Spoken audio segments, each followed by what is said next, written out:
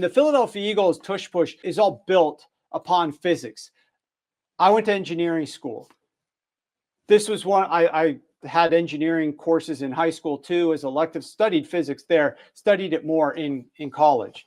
And Newton's second law of motion is force equals mass times acceleration. So if you're trying to create the most force on a quarterback sneak, the way to do that is doing what the Philadelphia Eagles are doing, because it's mass times acceleration. All the players are accelerating at the same speed off the ball, right? You can't really, you could coach timing the snap better, but it's hard to explode faster. I mean, you can work on it and practice your acceleration out of your stance. But when you have the mass of bodies that are piled up there, and what the Philadelphia Eagles are doing with that offensive line so close together, and the quarterback and the pushers all together, they're creating and adding to the mass.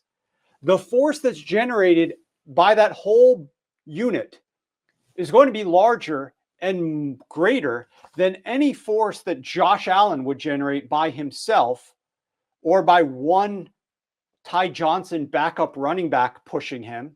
Newton's first law of motion, the law of inertia: an object will remain in motion at a constant speed and direction unless acted upon by an external force. This is where the defense comes into play. The defense has to have some type of equal force to try to stop the Philadelphia Eagles in that tush push. It becomes much more difficult when you have that level of mass that's moving at the same level of acceleration, the force that's generated to stop it when you don't have pushers yourself and you don't have the much mass that's on your side of the ball battling and butting heads against what the Philadelphia Eagles are bringing to the table. You have the same acceleration. You can explode out of your stance just as well. There's obviously, low man wins and all of those types of things as well thrown in here. I'm just talking about one little aspect of this that's making it so hard to defend. So I want to show the Eagles tush push here. Hurts has it. Barkley and Goddard the push. Got it. First down. Well, you got a guy who squats about 550 pounds running the ball, and a guy who squats about 600 pushing him from behind. I'd say they got a pretty good chance of converting that. All that mass, all the pushers. You saw on the first initial surge, they didn't quite get it, but then you have the rest of it coming through, and all that force that's generated by the mass of players and their strength and the leg strength of Saquon Barkley and of Jalen Hurts. And you got Dallas Goedert, your starting tight end, who is huge, and that big offensive line. This is what generates that force that's hard to defend. So that's what's going to be interesting to see how the Kansas City Chiefs try to combat that. But now let's go to the Buffalo Bills tush push from the end zone and just bring this up and don't play it yet. Watch the difference between the way that the Philadelphia Eagles, not only do they have more pushers, which is smart, but they are generating as quickly as possible that force, mass times acceleration, straight ahead. Whereas Josh Allen is moving laterally, which is defeating his ability. Now all of a sudden, you're trying to get an inch, maybe 2 inches. And so if the defense and the offense both start at the same time, theoretically, and they can both accelerate, they're going to meet right there in the middle. But if Josh Allen is waiting and waiting, then the defense can theoretically push a little bit further before Josh Allen even gets there. That's why it's important to go right at the first snap as opposed to sit there and wait. I understand it could work sometimes, and if defenses aren't used to it, it could work, and defenses aren't prepared. We're talking about the AFC Championship game here.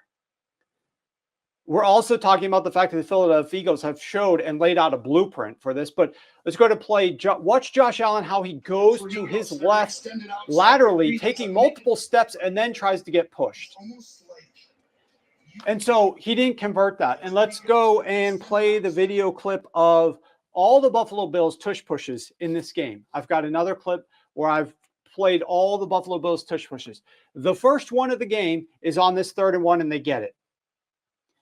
He sort of went straight up the middle, maybe over his left guard, and got it. Here's the 2-point conversion. He's not going to get this one. That was the play that we just saw. Here's 3rd and goal. He's not going to get this one.